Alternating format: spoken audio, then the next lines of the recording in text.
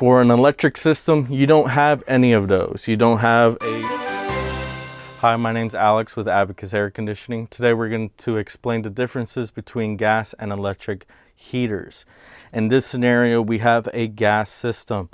The same thing you're going to see on your electric system. You're going to have air ducts coming in, and then you're going to have air ducts going out into the rooms.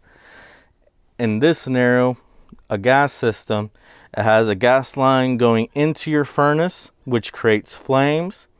We also have an inducer motor that takes out carbon monoxide, that has a vent pipe going through your roof.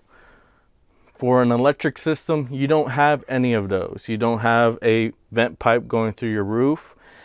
In actuality, all you have are electric coils that heat up. Another difference between the two is, for a gas system, you have your furnace here, and then you have your AC coils next to it. If this was an electric system, all components would be together and be one giant box, and those are the differences between the two systems.